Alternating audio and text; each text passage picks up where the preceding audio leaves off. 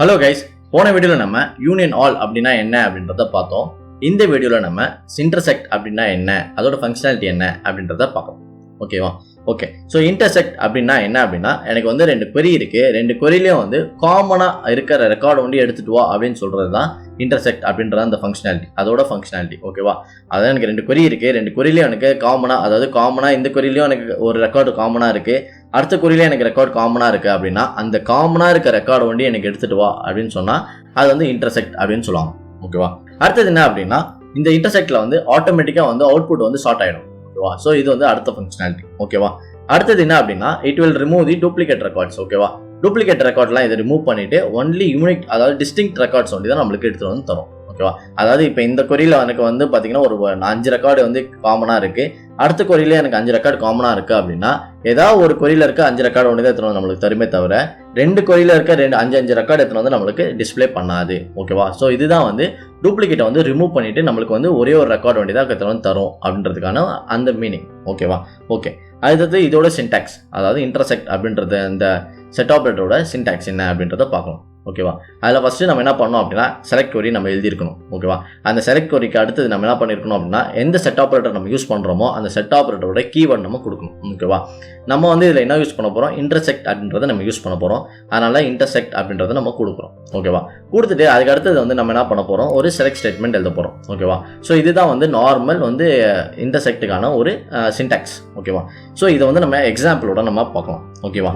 So இதுக்காக நான் என்ன பண்ணியிருக்கேன் அப்படின்னா, 2 டேபிள் எடுத்திருக்கேன். ஓகேவா? ஒன்று வந்து செட் OP1, இன்னொன்று வந்து செட் OP2 அப்படின்ற 2 டேபிள் எடுத்திருக்கேன். ஓகேவா?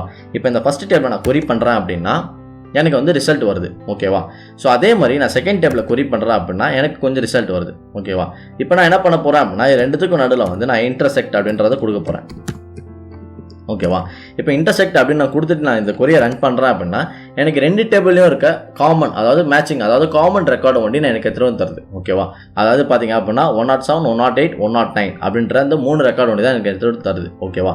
இப்போ நான் இந்த ஃபஸ்ட்டு query நான் ரன் பண்ணுறேன், எனக்கு பார்த்தீங்க அப்படின்னா 107லேருந்து 109 வரைக்கும் இருக்குது. ஓகேவா? அதே மாதிரி நான் செகண்ட் query ரன் பண்ணுறேன் அப்படின்னா எனக்கு பார்த்தீங்க அப்படின்னா 107லேருந்து 109 வரைக்கும் இருக்குது. ஓகேவா?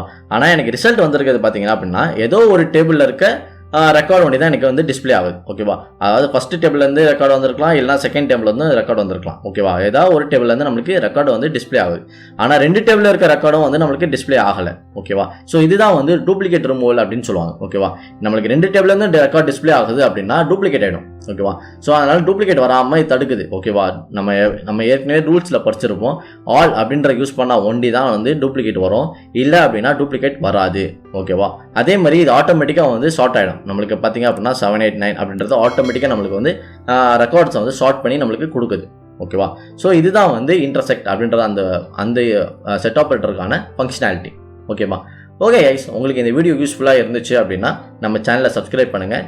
அதே மாதிரி இந்த வீடியோ யாருக்கெல்லாம் யூஸ்ஃபுல்லாக இருக்கோ அவங்களுக்கு இந்த வீடியோ வந்து ஷேர் பண்ணுங்கள். ஓகேவா?